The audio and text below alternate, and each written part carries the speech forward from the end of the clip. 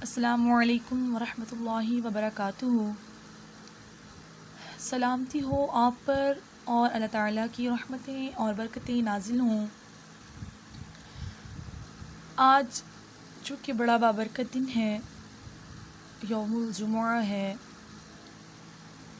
اور اس دن کے متعلق رسول اللہ صلی اللہ علیہ وآلہ وسلم نے ارشاد فرمایا کہ جمعہ جو ہے یہ حج المساکین ہے، یعنی مسکینوں کا حج ہے۔ اللہ تعالیٰ نے اس دن کی اتنی فضیلت رکھی ہے کہ اگر کوئی حج کو جانے کی استطاعت نہیں رکھتا تو وہ جمعہ کی نماز کو ادا کر لے اور گویا وہ سمجھے کہ اس نے حج ادا کر لیا ہے۔ تو آج کا دن بڑی فضیلتوں والا ہے، بڑی برکتوں والا ہے۔ آپ سب سے گزارش ہے کہ اس دن میں اپنی تلاوت کلام پاک کی روٹین بنائیں، اور جو وظائف جمعہ کے اعتبار سے بتائے جاتے ہیں اور حدیث میں آتے ہیں ان کو ادا کر کے ثواب کے مستحق بنیں۔ اپنا آج کا سبق شروع کرنے سے پہلے آپ سے ریکویسٹ کرنا چاہوں گی کہ اگر آپ نے اب تک میرے یوٹیوب چینل ناظرہ تجوید کو سبسکرائب نہیں کیا تو اسے سبسکرائب کریں، اور جو اسباق پڑھائے جاتے ہیں اگر وہ آپ کو پسند آتے ہیں تو ویڈیو کو لائک بھی کریں اور شیئر بھی کریں، تاکہ قرآن حکیم کو دنیا کے کونے کونے میں پھیلا کر آپ ثواب دارین حاصل کریں اور جنت میں اپنی جگہ بنا سکیں۔ تو آج کا سبق شروع کرتے ہیں۔ میں تعوذ سے شروع کروں گی۔ اگر آپ نے میری پہلی ویڈیوز دیکھی ہیں تو یقیناً اب تک آپ کی تعوذ تسمیہ بہتر سے بہترین ہو چکی ہوگی۔ میں تعوذ پڑھوں گی، آپ میرے ساتھ مل کر پڑھیے گا۔ تعوذ، اعوذ باللہ من الشیطان الرجیم۔ تسمیہ، بسم اللہ الرحمن الرحیم۔ تختی نمبر 1، مفردات، یعنی پڑھے جانے والے علیحدہ علیحدہ حروف۔ ہمارا آج کا سبق حرف طا سے شروع ہوگا۔ طا کی ادائیگی، اس کی مقدار اور اس کا پڑھنے کا طریقہ میں آپ کو بتاتی ہوں۔ جو طا کا مخرج ہے وہ پہلے تا اور دال میں بھی آپ ادا کر چکے ہیں، یعنی تا، دال اور طا کا مخرج ایک جیسا ہے۔ اگر آپ کو ان کے مخرج کا علم ہے تو یقیناً آپ کو طا کے مخرج کی بھی سمجھ آ چکی ہوگی، لیکن اگر آپ کو ان تا اور دال کا مخرج یاد نہیں ہے تو میں آپ کو بتاتی ہوں کہ طا کی ادائیگی کے لیے جو طا کا مخرج ہے، یعنی زبان کی نوک جب ثنایا علیہ کی جڑ سے لگے تو طا ادا ہوتا ہے۔ یہ تھی تجوید کی لغت میں اس کی تعریف، اس کا مخرج، لیکن آسان لفظوں میں آپ کو سمجھاتی ہوں کہ جو ہماری زبان کی نوک ہے جب وہ اوپر والے 2 دانتوں کے پیچھے اس کی جڑ، یعنی سرے جہاں سے دانت شروع ہوتا ہے وہاں پر زبان کی نوک لگے تو اس سے طا ادا ہوتا ہے۔ طا، ایک مرتبہ پھر سے میں آپ کو اس کا مخرج بتاتی ہوں۔ زبان کی نوک جب اوپر والے 2 دانتوں کے پیچھے یعنی اس کی جڑ سرے سے لگے تو اس سے طا ادا ہوتا ہے۔ اب اس کی ادائیگی میں بعض بچے غلطی یہ کرتے ہیں کہ طا کو پڑھتے وقت وہ اپنی آواز کو ناک میں لے جاتے ہیں اور طا کی بجائے اسے وہ تو پڑھتے ہیں۔ اب ان کی ناک میں آواز جانے سے کیسے روکا جا سکتا ہے اور اس کی تصحیح کیسے کروائی جا سکتی ہے میں آپ کو بتاتی ہوں۔ طا کو آپ تا کی آواز میں پڑھائیں۔ پہلے بچے سے کہا جائے بیٹا اس کو پڑھو تا، پھر بولا جائے اس کو تھوڑا لمبا کرو تا، پھر تھوڑا سا موٹا کریں گے اس کو تو، اس کو تھوڑا اور موٹا کریں تو، تھوڑا سا اور موٹا کریں تو ایسے سٹیپ بائی سٹیپ آپ درجہ بدرجہ بچے کو اس کی ادائیگی بہترین طریقے سے کروا سکتے ہیں اور ناک میں آواز جانے سے بھی روک سکتے ہیں۔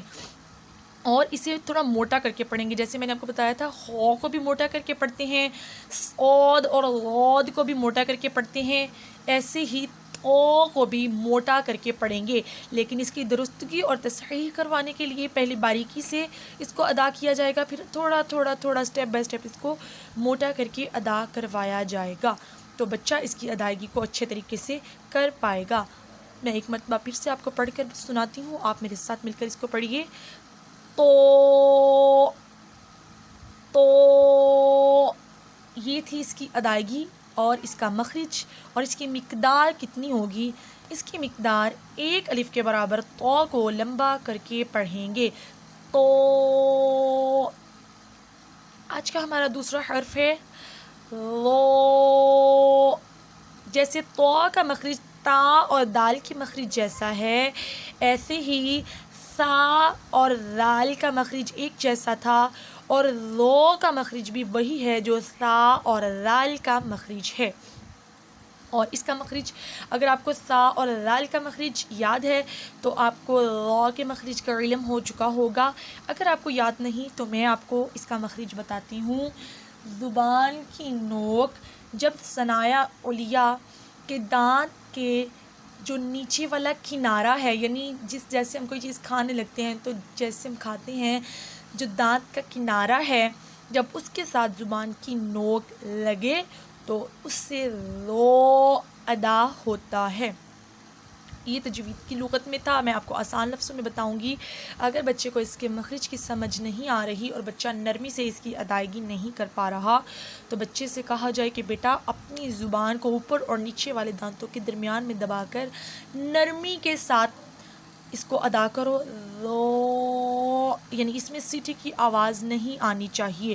جیسے سا اور زال پر ہم نرمی کرتے تھے، ایسے ہی لو پر بھی نرمی کی جائے گی، اور جیسے خو، صاد، لاد، تو کو موٹا کر کے پڑھا ہے، ایسے ہی لو کو بھی موٹا کر کے پڑھیں گے، اور اس کی جو مقدار ہے وہ تو کی طرح لو کو بھی 1 الف کے برابر لمبا کر کے پڑھیں گے، لو۔ اور اس کی تصحیح اگر بچہ ناک میں آواز لے کر جا رہا ہے اور لو کی بجائے زوں پڑھ رہا ہے تو آپ اس کی تصحیح لا کے ساتھ کر سکتے ہیں، لیکن یہاں پر نرمی رکھی جائے گی۔ بچے سے بولا جائے بیٹا اس کو پڑھو لا، پھر تھوڑا سا موٹا کرو لو، تھوڑا اور موٹا کرو لو، تھوڑا اور موٹا کرو لو، تو اس طریقے سے وقفاً آپ بچے کو اس کی ادائیگی میں بہتری کروا سکتے ہیں۔ ایک دفعہ میں پھر سے پڑھوں گی، آپ میرے ساتھ مل کر پڑھیے گا۔ تو رو، یعنی ان کو تو اور رو کو 1 الف کے برابر لمبا کر کے پڑھنا ہے اور باریکی سے موٹائی کی طرف لا کر اس کی تصحیح کروانی ہے، لیکن ان لفظوں کو تو اور زوا کو توا اور زوا کہنے سے بچانا ہے۔ بعض بچے تو کو توا کہتے ہیں، زوا کہتے ہیں، تو یہ غلط ہے۔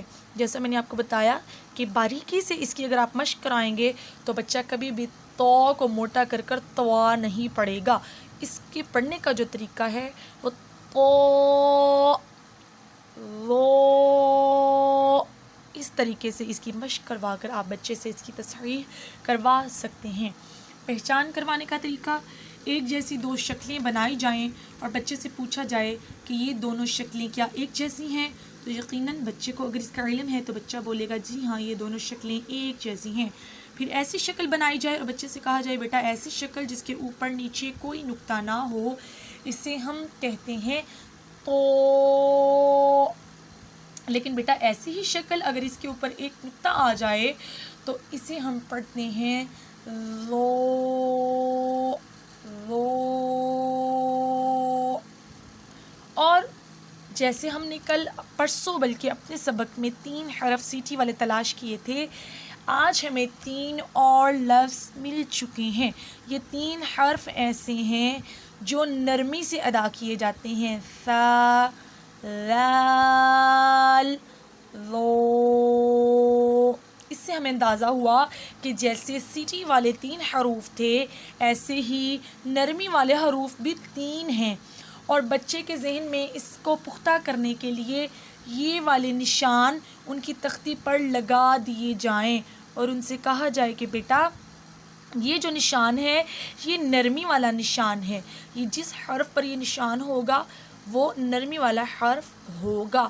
ضروری نہیں ہے کہ ہر جگہ پر یہ نشان ہو، لیکن ان کے ذہن میں پختہ کرنے کے لیے یہ چیز آپ لیڈ پینسل کے ساتھ نرمی والے حروف پر ان نشانات کو آپ مینشن کر سکتے ہیں، تاکہ بچے کو اس قاعدہ کے علاوہ جب آپ کسی اور قاعدہ پر بھی ریوائز کروانے لگیں تو اس سے پوچھیں تو یہ نشان اس کے ذہن میں خود بخود آ جائیں اور اس کو یاد ہو جائیں۔ جیسے یہ نرمی والے نشان ہیں، ایسے ہی سیٹی والے جو 3 حروف تھے زا، سین، صاد، تو یہ جو نشان ہے یہ سیٹی والے حروف کے نشان ہیں۔ بچے کو یاد کروانے کے لیے یہ سیٹی والے نشانات اوپر لگا دیے جائیں تاکہ بچہ آسانی سے یاد کر کر جب اس کے ذہن میں یہ چیزیں بیٹھ جائیں گی تو پھر اس کا جائزہ لینے کے لیے، اس کی ذہنیت کو جانچنے کے لیے آپ کسی اور قاعدہ پر اس سے فنگر رکھوا کر پوچھ سکتے ہیں، بیٹا میں نے جو نشان لگائے تھے نرمی والے مجھے بتاؤ وہ حروف کون سے ہیں، تو یقیناً اگر اس کے ذہن میں یہ نشانات ہوں گے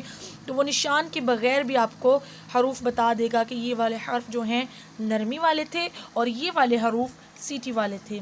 امید ہے اگر آپ کو آج کا سبق اچھے طریقے سے سمجھ آیا ہوگا تو آپ ویڈیو کو لائک ضرور کریں گے، اور اگر اب تک آپ نے چینل کو سبسکرائب نہیں کیا تو آپ چینل کو سبسکرائب بھی کر لیں، تاکہ ہم بہت ہی آسان طریقوں سے اپنے بچوں کو قرآن حکیم اور ناظرہ کی مشق کروا سکیں۔ اور امید کرتی ہوں اگر آپ کو ویڈیو پسند آئی تو ویڈیو کو لائک بھی کریں اور شیئر کریں اور چینل کو سبسکرائب کریں۔ اللہ تعالیٰ میرے اور آپ کے حامی و ناصر ہوں۔